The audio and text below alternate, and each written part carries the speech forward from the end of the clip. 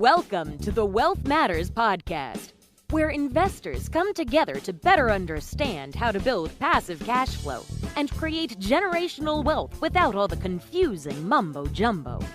Here's your host and co-author of Amazon #1 bestseller, Alpesh Pamar. Welcome to Wealth Matters podcast. Today's guest, Stephanie Walter, is the CEO of Erbe Wealth. She's a syndicator and author of a new book, Shattering Money Myths, How the Wealthy Invest.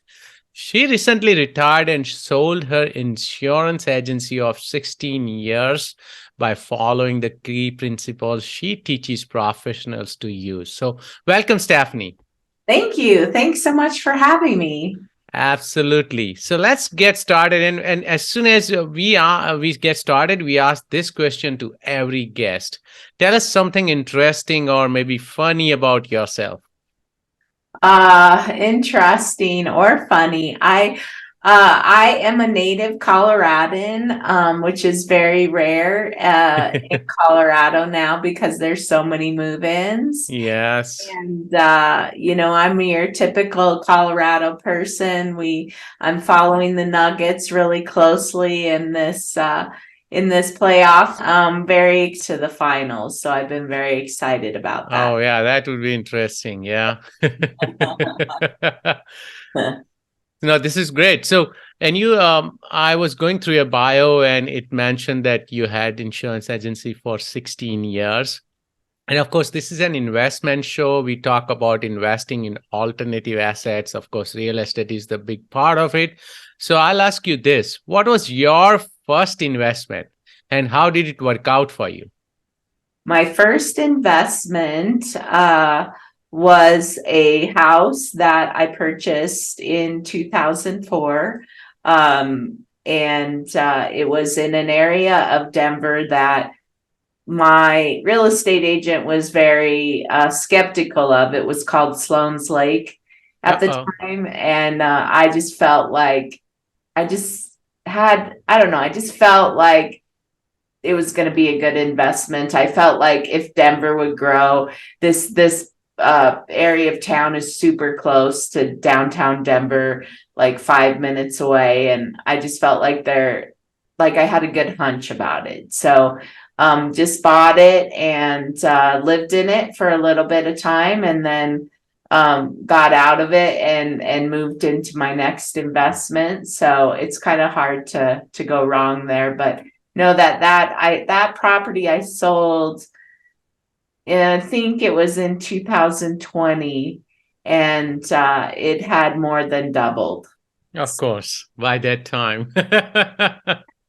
So it was, that I love the single family homes. I wasn't super educated at that time. And so I tended to buy, kind of under market in areas where I really thought there'd be growth. And luckily I was correct on everything on that particular one. And actually I'm gonna say I haven't had a property that didn't exceed my expectations, so I haven't lost money in real estate. That's awesome. Yeah. That is awesome. So let's talk about because you have a book, right? And of course it talks about how wealthy invest. So what the wealthy do differently in regards to money and their investments? Yeah. No, yeah, I wrote this book because I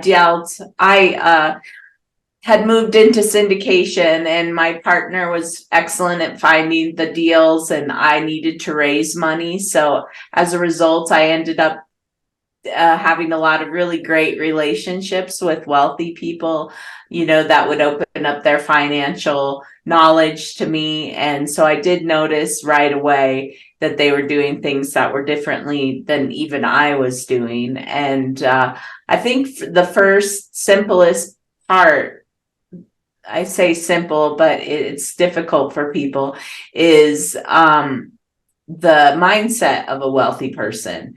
Because if you don't have a mindset of a wealthy person, you're never gonna do any of the things that they do.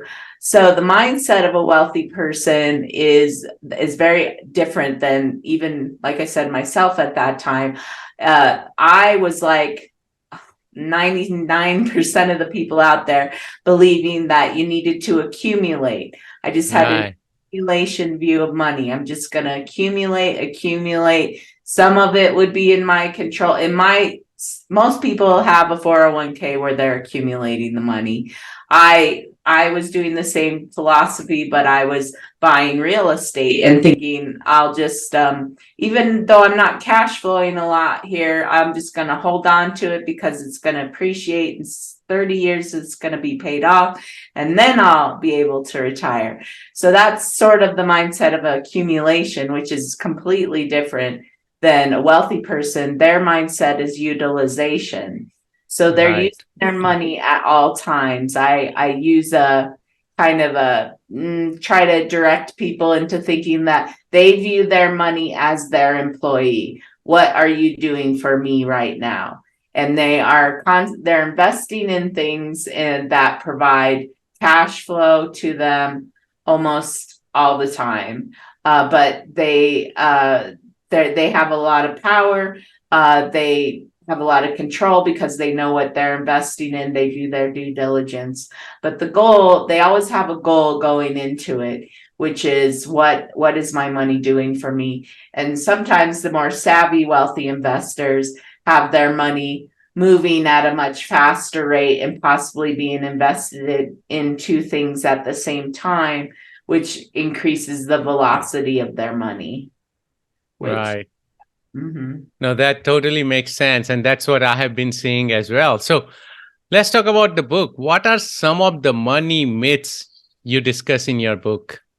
I think the most surprising one is that people believe that people that are wealthy because they took risks to get that money. Because, we go back to if you've talked to a financial planner, they will ask you how much risk are you willing to take, and the more risk you're willing to take, the more better the returns are, possibly, but then you could possibly not have good returns. But I find that the wealthy investor is very, very risk averse, that they will not take risks with their money. They will not have losses with their money, and they'll do everything that they can to prevent that. So they will do a lot of research on, say, a syndication. They'll research who they're investing with, what kind of track record do these people have, what's their exit strategy, everything like that. So that's extremely important to them. I believe that the wealthy person likes to have asymmetric risk or asymmetric return. So to have a low risk, having money put into an investment, they want to have an asymmetric return. They want to have a very large return for a very small amount of risk. Oh, that's awesome. So even my understanding was that, of course, they would be taking, depending on, of course, their portfolio, right? So I think there will be some money which is just for gambling or risk, right? But a lot of it would be in the risk-averse assets. Yep. And I once they do get quite wealthy, there is, like, I think for a few of my investors, they keep 5%. Right. Yeah. That's the amount that they just kind of play with. Yeah. Startup companies and cryptos. Yep. No, that is great. And you also talk about tax diversification. So what is tax treatment diversification? Well, this is something that, again, I wasn't that well aware of until I started looking at what my wealthy investors were doing with their money. And I noticed that there's 3 buckets of tax treatment diversification. The first one is taxable income. So your money that's either sitting in the stock market or sitting in savings, the interest that's accruing on that, you're paying taxes on. So taxable. Then you've got tax deferred, that by and large, probably the majority of people have their money in tax deferred investments. Yes. So that would be their 401k. IRAs. Yep, IRAs. And once they get to that magic age of taking their money out, they pay whatever tax rate is going to be there Right. for them when they exit. Now, somewhere in between there is tax advantaged, which is real estate, actually, Right. because you get some great tax advantages there. But the third bucket in my definition is not taxed money. And very few wealthy people have access to things that are not taxable. So they create, this is another, I call it, they engineer products to achieve what they want to achieve. And in particular, they use a product which is quite interesting. It's life insurance, but Yes, the whole way life insurance. but the way that they do it actually is quite different than most people are aware of. In this particular product, they leverage the bank to Yes. buy the 85 to 90% of the insurance. So say Yeah. they have $1 million insurance policy premium, the bank is going to pay 900,000. The insured person is going to pay 100,000. And this product is linked to the stock market. So they get the ups of the market, but none of the downs. Downside. Yeah. I can go into more about that at a later time. But so essentially, let's say the market does 7% that year. So they get 7% return on, not on the $100,000 that they've invested, but the $1 million policy. So this makes this an incredibly powerful tool with definitely double-digit returns with no risk of loss. They can never lose on this policy. It can only go up because they take zero. If there's a year where they have losses, they get a zero gain in their policy. But what's fascinating about this product is I write it mostly for people probably in their 40s and 50s, is they let it sit for like 10 or 15 years, and then they get to pull out money distributions for the rest of their lives that is tax-free income. And it is an incredibly powerful machine when it's set up correctly. So then they get tax-free income, which is pretty amazing, because the bank has basically funded this for them. So and these are the things that wealthy people do that they know about, but most of the regular people just have never heard of it. No, yeah. And my listeners are actually aware of this strategy. I personally have the whole life insurance high cash value. At that time, I did not know about premium financing, but I think you are referring to the IUL premium Yes. financing policy, right? So I do have that as well, a separate, but I don't have the premium financing. So we have spoken about this strategy a lot on the podcast as well. This is a great strategy. And as I mentioned, I personally have it as well. Yes, I do as well. So anything I've seen the wealthy people do, I've done it myself. Of course. And you come from insurance agencies, so you are aware of this. So in the premium financing world, because I have not done that personally, and I'm hoping to do it this year. How does it work? So you put, let's say, 100,000, bank puts 900,000. What do they get and what do you get? And you mentioned that you get the dividend, or the 7%. Let's say if your money made 7%, you get for the entire 1 million. But how does bank benefit? This is fascinating because I get a lot of people that are quite skeptical of this, but we have a product that basically you qualify based on your net worth. Okay. But you don't have to put any collateral down at all. Right. Yeah. So that's really awesome. So it's like going and getting a loan for 900,000 and basically never having to pay the bank, because the way that this policy is structured is we structure this policy to grow. And around year 10, the bank gets its full payment back from the value that's already in the policy. Got it. And so they get that value out at year 10. And then after that, it's all yours. And a lot of people have been like, well, why do banks want to do that? Banks love this, especially with the turbulence in the banking market. We have relationships with banks that we've had for 20 years, and they love this because, say the person dies or, something, there's always the value in the policy that secures this loan. So for them, they look at this as a very secured, safe loan. And hopefully that answered the question, but yes. No, yeah, that definitely that makes sense. So, and also my next question is usually with the high cash value life insurance, when you put, let's say, 100,000, you may have access to 75 to 85% of it, right? What happens in this case is your 100,000, most of it going in the as the fees, or you have access to it as the cash value? You have access to the whole cash value, even the money that the bank puts in. But what we tell people, like, say you needed some money, like, to tide you over. I know I'm coming up with an example of one of my clients that wanted to buy a condo, and they were they had like a bonus coming in from work. And so they went into this policy, took the money out so that they could get the deal, because they were getting a heck of a deal on this. So they went and took out the money from the life policy. And then in a couple months, I think it was like 3 months, they paid the policy back.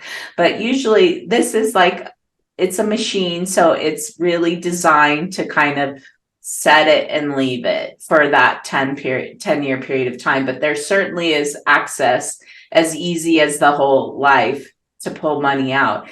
We just advise people to do that for shorter time periods. Got it. Mm-hmm. So what strategies for investing do you recommend people look into? These are the two. I think I love the premium finance. I have not ever seen anything that's as good as this for people to take advantage of.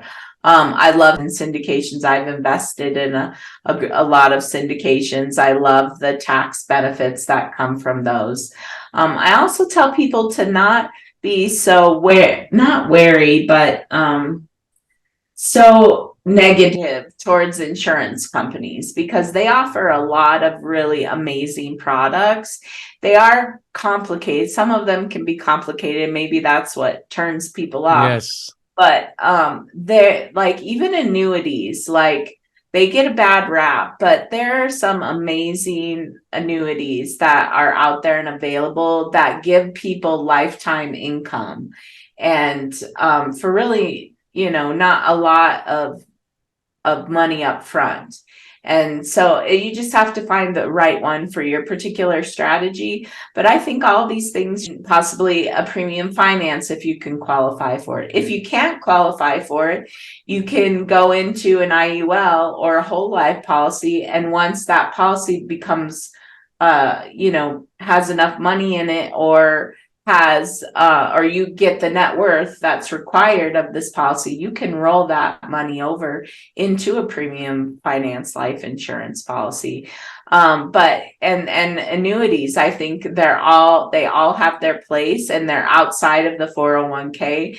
I'm very negative about the 401k in a lot of ways, just because we don't know what the taxes are going to be. We've had the lowest taxes in a long time, but if you look at the tax rates since they started calculating them, on average, the tax rates have been 58.6%. So can you imagine getting to retirement, and instead of having 38%, you're having almost 60% of your money going? That's one thing. The other thing is there's a lot of misinformation about how much money you can take out of your 401k when you retire. Most people, actually, there was a survey done. Baby boomers think they can take 10% of the money out of their, like, let's just say they have $1 million, they can take out 10%. Well, that is not correct at all. Even Dave Ramsey says that you could take out 8%. That is definitely not the case. There's been a Morningstar, which is a consulting firm that has done a lot of research on this, and they say most reasonably it's 2.8%. Wow. If you have $1 million in your 401k, you can expect to take $28,000. That's it. And that is taxable at whatever.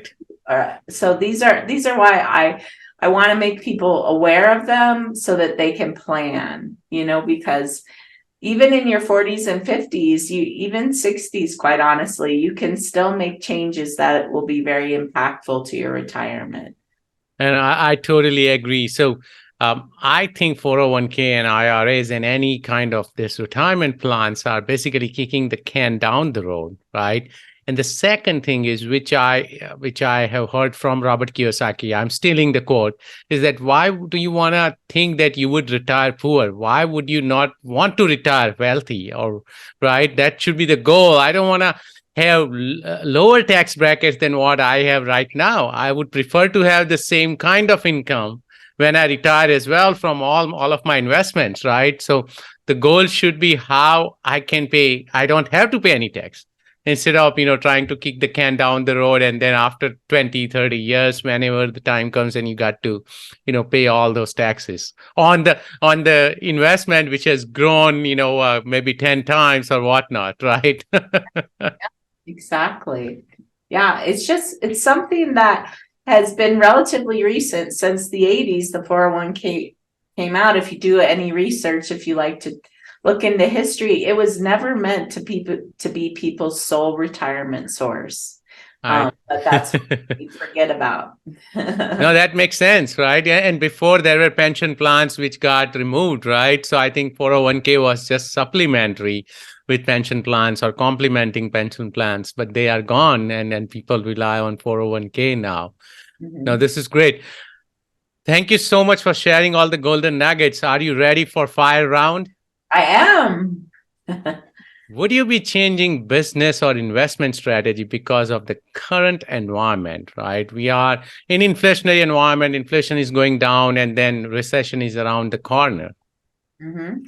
I am not. I guess what I'm looking at is I have a few properties that we're going to be selling this year, and I'm looking at finding a specific asset class that I'm looking at near my home in Colorado or possibly Wyoming. There's a lot of areas that are growing, like a lot. And so I'm looking to find a property, not apartments, but I like retail, actually, service retail in areas where there's a lot of growth, tremendous growth. And so I have a few areas I'm looking into to do that investment, because I understand the interest rates are going up, and possibly where we may come to a recession. But I believe that, and this is what I've seen in my past, is if you buy correctly, you're never going to lose. Right. If you've done your due diligence, this is a good deal. It's going to be a good deal in a high interest rate environment, a low interest rate environment. And I'm just careful to select loans that will, allow me to transition into a different type of loan if the interest rates go down. I'm not certain that they're ever going to go back to where they were before. So real estate has always made sense to me. So I'm just going to continue along that path. I'm not looking at office. There's certain retail tends to go to a lot of service related industries. So like where you have to go in to get your hair cut or your nails done. Or, and those things will probably always have a necessity, especially if you find ones in a growing market. But yeah, like office spaces and things like that, I would stay away from those. But I totally agree. And actually, we raise capital for mobile home parks and senior housing. We haven't done multifamily for 3 years because I realized it was getting too competitive. But since last year, we also started investing in retail. So I do see we bought our first retail shopping center in June of last year, and then we closed on another 2 property portfolio in March earlier this year as well, because I think retail is here to stay, and all of us want to take care of that local market, right? Because yeah, I don't want to order on Amazon all the time. I want to be able to drive a mile away and pick up something I need, right? Or as you said, haircut, I can't do it online, nails, and even the restaurant, right? Restaurants are booming right now because everyone after COVID wants to go out. They want to have fun, and they want to, support the local businesses, right? So I think it's retail is here to stay. Of course, I don't know about office and the shopping malls, right? Because they are the ones who are struggling. But I totally agree with retail. Yeah. So yeah, that and just I've already put into place premium financing on myself and my husband. I've even taken out a few annuities.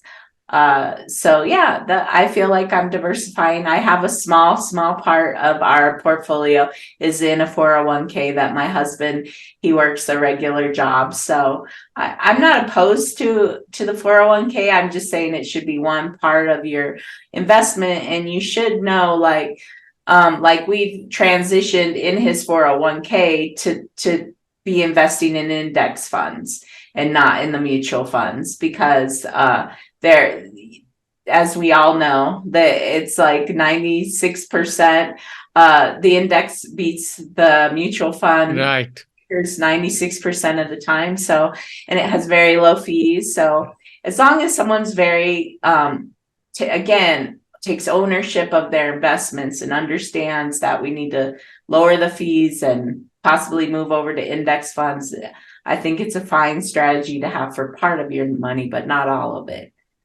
That's awesome. Favorite non-fiction book? It could be self-help, investment, business, other than your book or my book. Yeah. No, my book is Killing Sacred Cows. I love it. It's by Garrett Gunderson. It talks a lot about the things I've talked about today.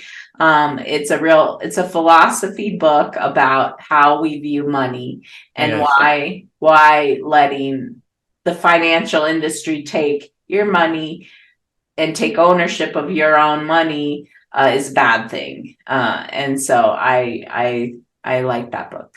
I've heard of it, but I have not read it. So I'm going to put it in my reminders as well. Any tool or website you recommend or you cannot live without? Oh boy. I mean, I know this might sound crazy, but okay. So when I now have been looking in for making investments, outside of a syndication on my own, I love going on the internet and doing research on markets. And I know Wikipedia is nice. The Department of Labor has some great websites too, that talk about the growth. But I mean, as a general 30,000 foot overview, when you're looking at a market, Wikipedia is pretty hard to beat because it talks about the different, like what is growing in this area, look at the history of the demographics in the area, and is it growing, and why is it growing? What are the businesses that are relocating to this area? I also like to talk to the people that work at the I'm drawing a blank on where they are, but they're in the city. Any city you're looking at, you go in and you look at the economic development department. It might have a different name, which eludes me, but that's pretty much it. And you go in and you put a call into them and you ask them, hey, what are you guys projecting? Are you continuing to grow? Do you have any new, anything that's new that's coming into the area? And they're more than happy to talk to you and give you some inside information. By doing that, actually, when I first started investing years ago in syndications, that saved me from investing in a particular market, because they said, oh yeah, we've got 300 units of workforce housing that's coming about a mile away from the place you're planning on buying. And I was like, okay, well then we buy there. Right. No, these are great. I mean, they're not all online. You have to pick up a phone to call someone. But I think those two sources are great. When you're looking at an area, even if it's not you that's investing, if it's a syndicate, and if it's a syndicator, just check out the market and see if it's what they're saying it is. Right. It always makes sense. Any advice for investors? I mean, I'd say to see what your money is doing for you, and try to challenge yourself to look at money differently. Like when I had all my rental properties in Denver, and I had to evaluate them and say, what is the actual cash flow here? And transition some of this money into areas in which you could get a much better return than what I was getting, allowed me to actually end up selling my agency and, quote unquote, retiring, whatever that looks like. But no, I think that there needs to be a mindset shift that you are in control of your money, and you need to really examine what you're invested in and do the research on these other methods. I know your financial planner will tell you, oh my gosh, no. Life insurance, oh my gosh, annuities, no way. But you have to understand that they get paid on how much money you have invested with them. Correct. So there is a reason why they are so fearful of you going into these products, because it takes away from them. So no, I just say to be curious and see what successful people are doing and repeat it. That's awesome. How do you give back? I give back. Well, I'm a part of the Rotary Club, and we do a lot of giving back into our communities with the seniors. I am really passionate about the youth, and changing and educating them on just finance in general, how money works in finance. And so I contribute a lot to my son's school, and I am going to, in the next few years, get involved with some other nonprofits that are educating kids on financial stuff, because I just believe it's so important. But yeah, those are generally the ways I give back. Oh, that's awesome. How can my listeners reach out to you? They can reach out to me on my website, which is www.erbewealth.com. And there is where you can get a copy of my book. And there you can reach out to set up a call with me, or I've got lots of educational resources on my website. So it's a great place to start educating yourself. Thank you so much for your time today, Stephanie. Oh, thank you so much for having me. Absolutely. Thanks for listening to the Wealth Matters podcast. If you enjoyed it, please leave us a 5-star rating on iTunes so others can enjoy the show too. Have a great week and happy investing!